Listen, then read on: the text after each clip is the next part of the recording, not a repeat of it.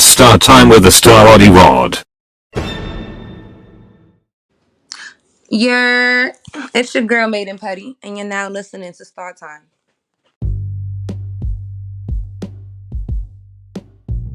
It's Star Time, and I'm the host, the Star Roddy Rod, and today I'm going to be talking about 50 years of hip hop and how it relates to today's hip hop. And this is all my opinion. The people that I mention here are people that I'm a fan and people that I enjoyed as I grew up in the 90s as a 90s kid, born in the 80s, raised in the 90s. So, hip hop was started in the Bronx at a party on 1520 Sedgwick Avenue. It was hosted by DJ Kool Herc. You know, he was there. He had a lot of people come and perform. He had break dancers. He had beatboxers. He had MCs come. So basically, when you think of hip hop, is a song that has a beat. It could be sampled. It has a MC. The MC does 16 bars. So a lot of older school hip hop, maybe even today too, you have a lot of people who sample the song, sample the chorus, or sample a rhyme, sample a hook, and put it into the song. Whether it's replayed, it could be the person who was rapping would do the verses, fill in the verses for the song. So, you know, rhythm and blues was basically the genre they used. So you have people who were sampled, such as Marvin Gaye, the Isley Brothers, the Gap Band, and many, many, many, many, many more. You know? So growing up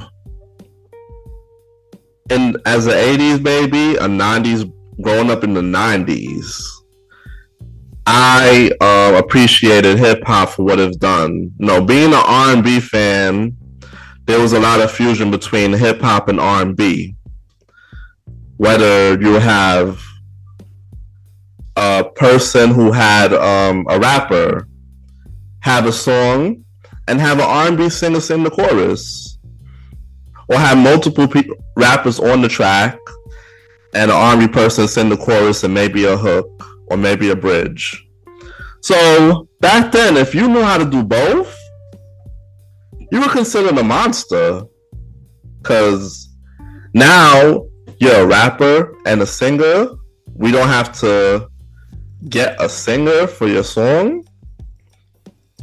And there's some people who accomplish this, you know, such as Tina Marie and Lauryn Hill back in the day. Sometimes even Ja Rule. He did that in a couple songs as well. And in today's day, Drake. Probably many others that I can't think of at the moment. But the fuse of the genres were very, very good. It made mainstream. I remember they had a song from Run DMC featuring Aerosmith called Walk This Way. That was a fusion of hip hop and rock. And that was good because it incorporated Aerosmith artists. His fan base came to Run DMC. So that made Run DMC very popular, and it gave them chart impact because Aerosmith was huge. And him being Aerosmith, man, that was amazing.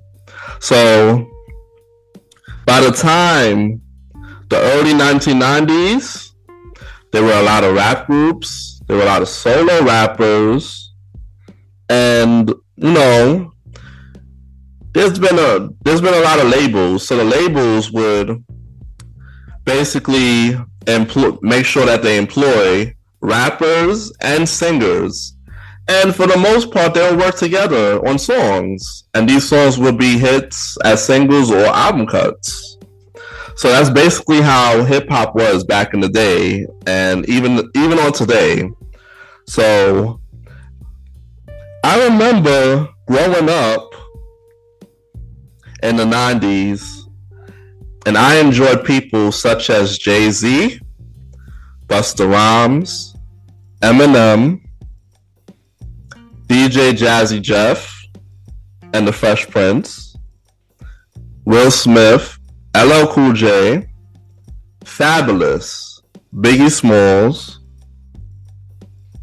J. Cole, Missy, 50 Cent, Lil Wayne, Drake, The Lox, Jadakiss, and Nate Dogg. Rest in peace to Nate Dogg. So Nate Dogg was very, very, very instrumental to rap because he was one of the first people. He had such a deep voice that he was basically the hook man for a long time. You would hear Nate Dogg on every any rapper that needed a hook, Nate Dogg was on it if he could be on it. No, for a long time that was a formula for him. So he also did, because of his deep voice, he also did rap. So it worked in his favor to do both. You know? Back in the day, in order for you to be heard, you needed talent. Because there was a lot of shows out there that you would go to. You would go to performances, you would go to open mics, you would go to places that producers, executive producers, and managers and ARs would scout out talent. So if you get on that stage and you sucked, you would get booed. You would be forgotten. You wouldn't get first place. This was definitely around the time that the Apollo was booing people off, and they had their talent show. No, they also had a lot of people who would go on all different talent shows around the country.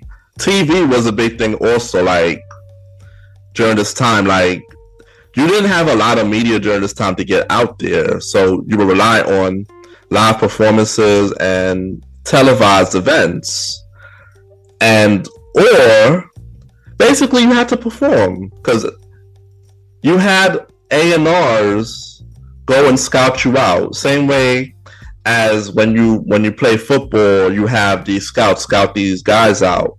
So in order for them to sign you during that time, they really have to believe in you. They really had to enjoy what you put out, and they really have to have a vision of taking you to the next step in order to sign you. And majority of these people will come to New York to make it big. Because that's where everything is. So, you will hear artist stories talking about they lived in the middle of nowhere. They lived in Virginia, they lived in Maryland, they lived in Pennsylvania, and they traveled all the way to New York to meet with somebody like a Clive Davis, like a Babyface, maybe a Puffy Combs. Because that's the only way you will get known by then. We didn't have the emergence of internet as we do today. No, there were no SoundCloud. There were no YouTube. YouTube came out early 2000. I would say like 2004, 2005, YouTube came out. And even then, like, unless you were signed, you weren't able to get on popular shows like MTV, BET, and VH1, or even Soul Train. Those were only for like people that really had their song on the radio and that were signed already. So, the song is nothing without a fabulous producer. And over the last couple of decades, I'm talking about the Hitmen. I'm talking about the Neptunes. I'm talking about Kanye West, Dr. Dre. These were all fabulous producers, and they will put their time and their energy into the beat. Also, Timbaland, they'll put their time into the beat. And without these people, some people that we know today wouldn't be where they are. So you gotta give their props to them. Like a beat from Pharrell, a beat from Timbaland definitely was hits. Even up to today, a beat from those guys were hits. Even Swiss beats. So now, like when I was growing up, there were only a couple of female rappers on the radio. They weren't an emergence of female rappers. You had Lil' Kim, Foxy Brown, Missy, and a sprinkle of others. You know, every now and then somebody else will come out. But this was a male-dominated industry. In one given year, you had a bunch of rappers coming out with albums, coming out with songs. Whether they were from down south, whether they were from up east, anywhere in the country, you know? And, you know, this was also a time where, like, new artists would collaborate with label mates and make monster hits. So a lot of songs that were fused together were coming around. Like fusion of reggae, hip hop was becoming a thing. Reggae into gospel was becoming a thing. Reggae into rock. Hip hop into rock. Hip hop into country. And hip hop into gospel. Hip hop into all genres were becoming such a big thing during this time.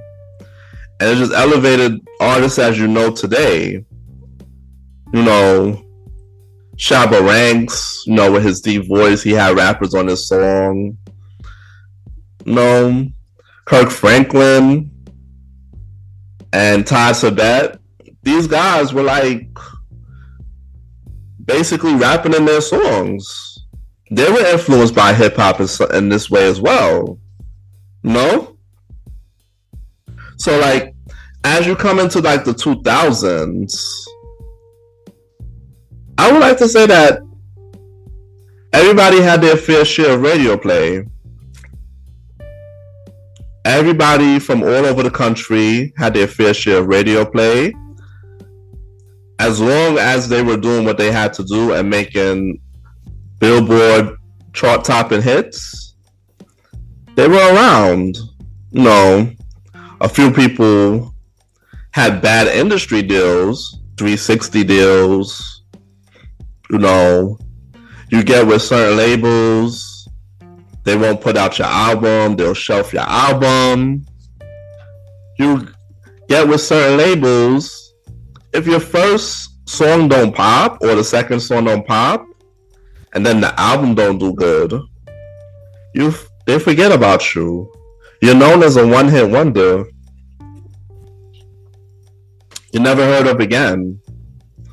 Now, one-hit wonders were very popular in the hip-hop scene. There was a lot of one-hit wonders.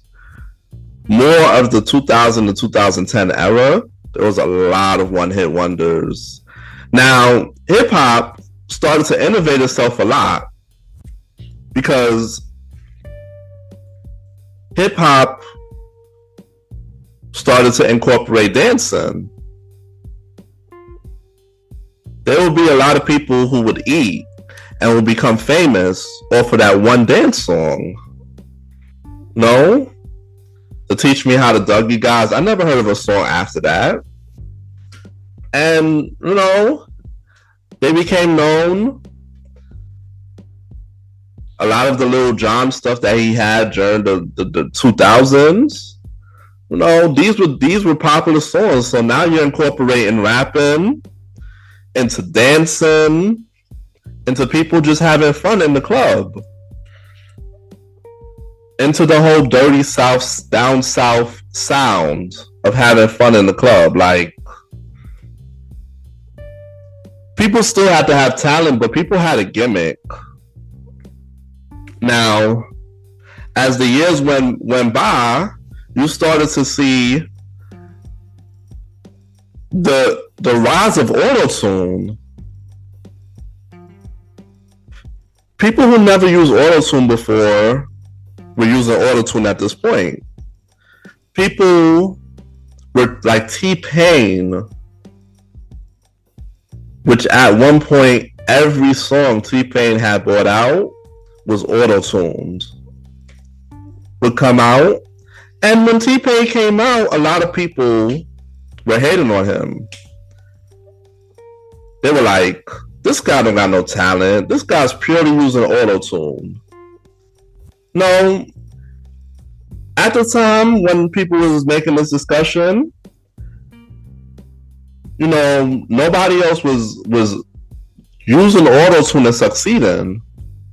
But somebody fact-checked me and told me that Teddy Riley and Guy and Blackstreet were using auto-tune. Even further, Zapp and Roger was using auto-tune in their songs. So, every artist had their gimmick. Every artist had their gimmick. But now, with it being 50 years of hip-hop, there's been a lot of performances around the city of New York, around the whole tri-state area, around the country, of rappers who can come out and perform their hits. People who haven't been making music for the past couple of decades, coming out and getting re-listened, getting back on the charts because they're outperforming their hits. A lot of artists came back this year and celebrated 20 to 25 years of their album being sold.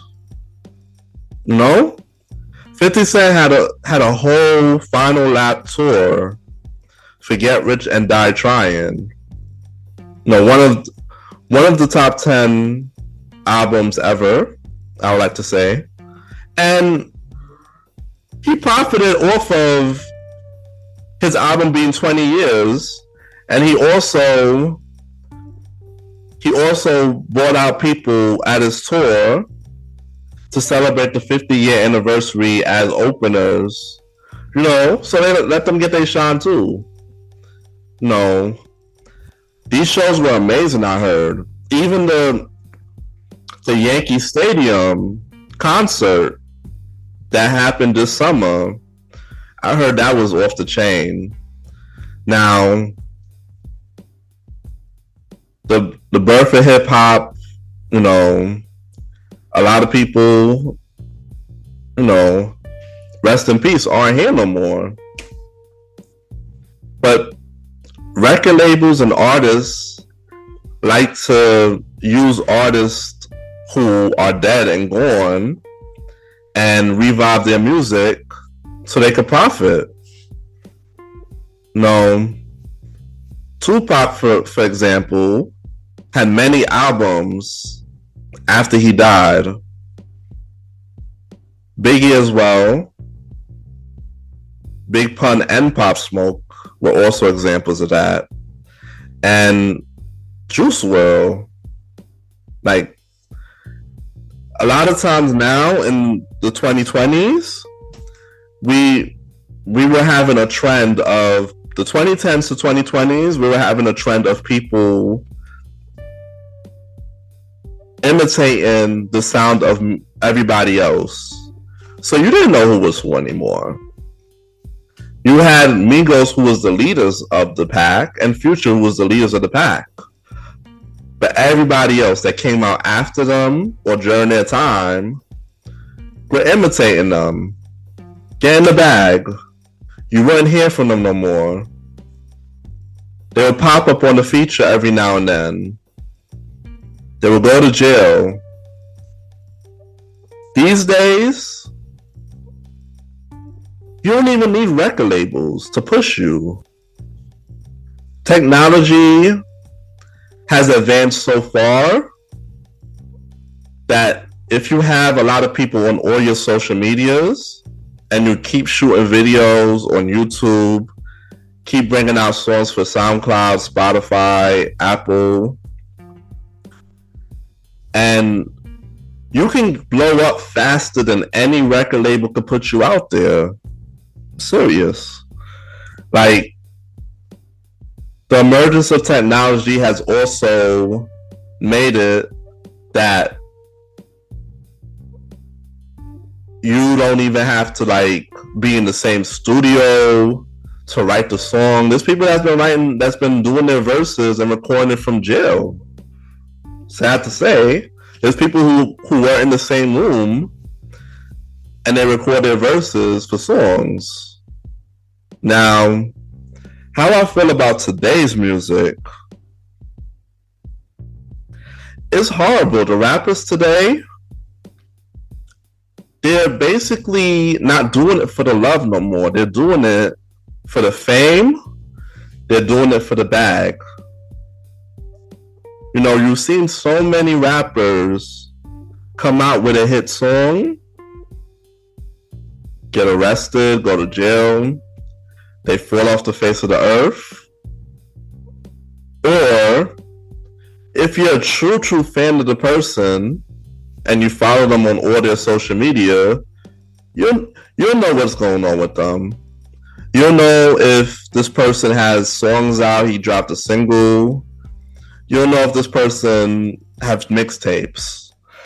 So that's basically what it is with today's music. It's not everlasting. A lot of the ways that people sample today are very lazy. They don't even take the time and speed up the verse. They don't take the time to chop up the sample. They don't even take the time to reverb the person's original. Like if somebody sampled an ongoing sample, like how the B-Love did You're My Everything, they don't do that. And it's just showing me that, like, yo, y'all are just throwing out trash. Y'all just throwing out anything. Like, it's good. It's also good because DJs, when you DJ a party, you can blend. You could blend the old song, you could blend the original into the sample easy, but you know, these guys, they're talking about shooting up places. The females are talking about sex. They're talking about getting money out of a nigga. They don't give a fuck about a dude. No, it's disgusting. Like, everybody want to be a city girl.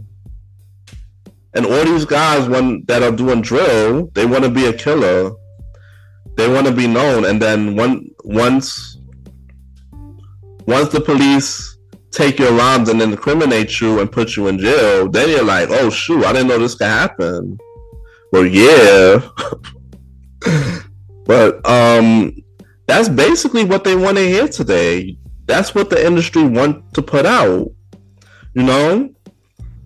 And it's a shame because there's people who are like more into popular music.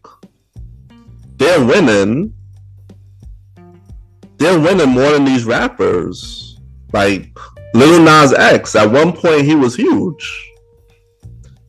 And even Lizzo, sad to say, she was huge. But it's like these rappers, you know, they get featured on the song, and now everybody in the rap community know who this person is, who that person is. So, and even Doja Cat, I'm not even sure what she is. She has pop songs, she has rap songs, but to me, she's all over the place. It's like that's the future of today's music, and me, it's like unless you're a big fan of the person, or they do a feature with your favorite person, I can't condone. I can't listen to what they're saying because I can't even make out what they're saying. You know, they're for the new generation. They're for the kids growing up right now.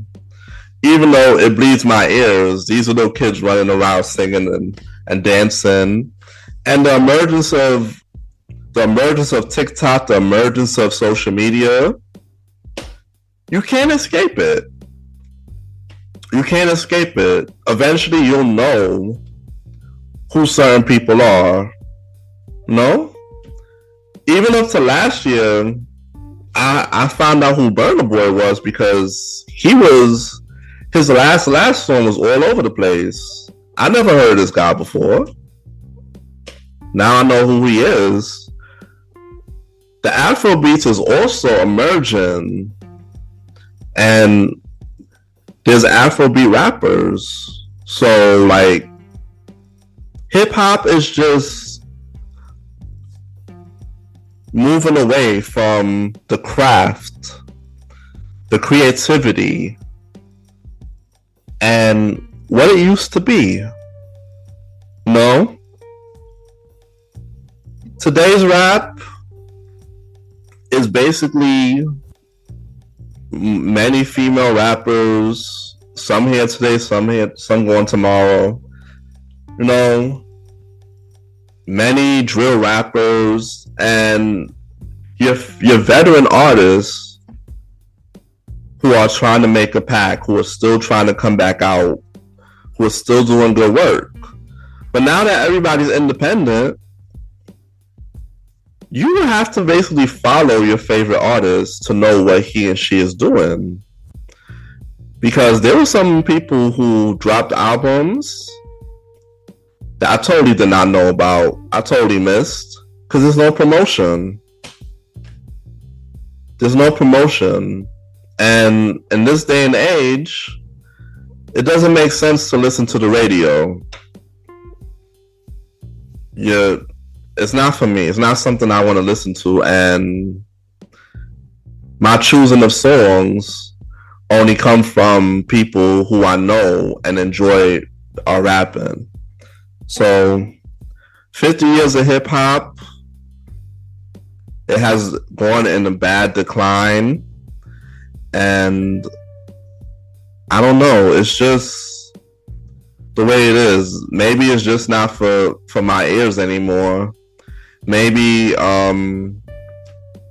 looking forward to people coming back out that I mentioned, such as Fabulous, Nas, J. Cole, Kendrick,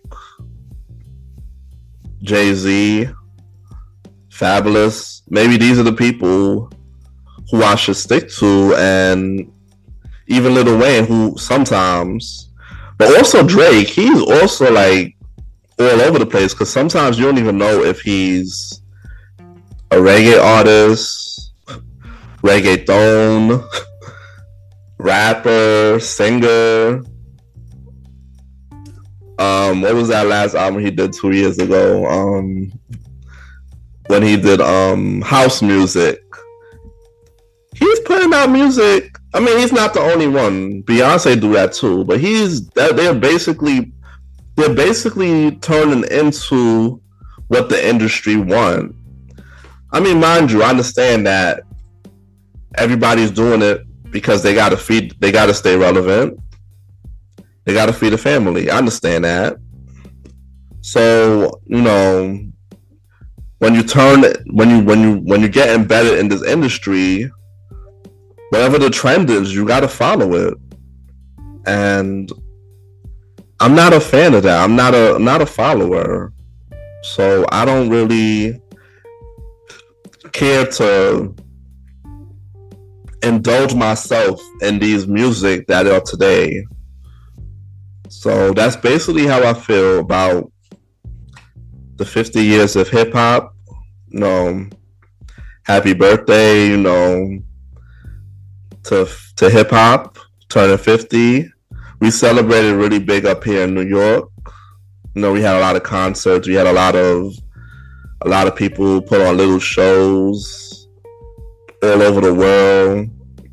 And it was a good thing to see the togetherness, as well as the nostalgia of music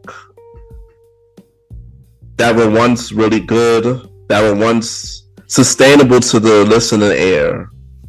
So today's music is definitely not something that's sustainable to the listening ear. Y'all can have that. And talking to people who like in the next generation, most of y'all favorite rapper is freaking Future anyway. So, hey, that is how I feel about the 50 years of hip hop and today's music. And this is Star Time. Peace.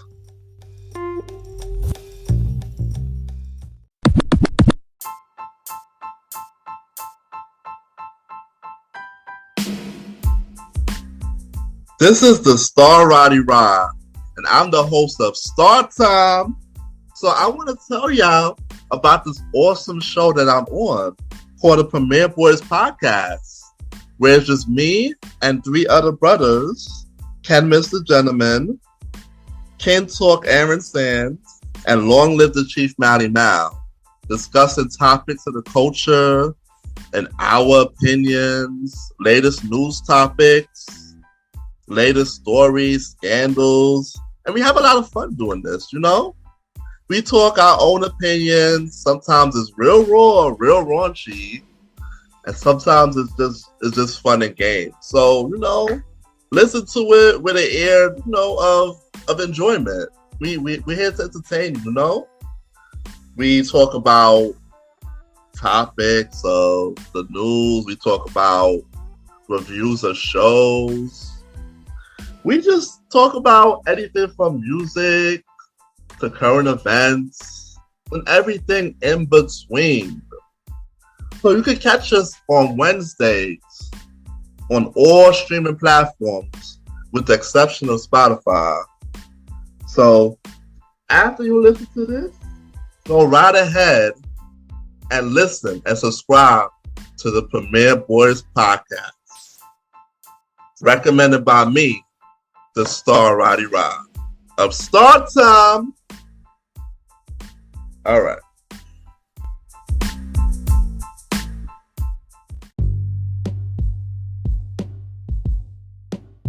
It's Star Time, and this is me, the Star Roddy Rod, and that was 50 years of hip hop and today's music.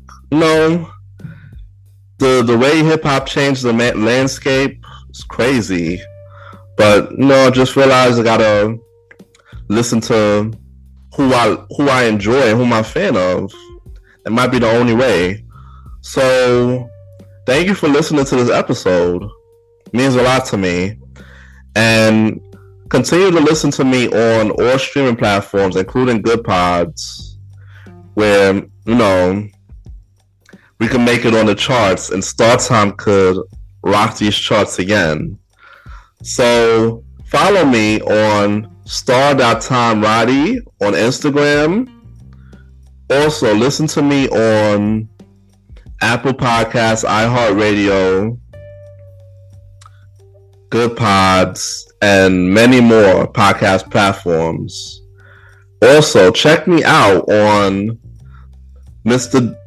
Gentleman Lifestyle Presents, the old school show with Ken, aka Mr. Gentleman, every 4th Thursday. Part of Spin-Off Thursdays. Yeah. Also, coming back real soon. Check me out on the Premier Boys Podcast with my bros, Ken, aka Mr. Gentleman, Aaron King Talk Sands, and Long Live the Chief. They call me Mally Mal. Coming January 24th, 2024. And, this week wasn't the planned episode. So next time, I'm definitely going to continue the series I had started with the high school talk. I have some guests coming around. I also have some future guests coming up. So this season of Star Time is looking really promising. Just stick with it and listen, subscribe wherever you're listening to, like, interact on Instagram, Spotify, Good Pods, and I'll see y'all next week, every Monday at 12 a.m. So this is Star Time, and I'm out.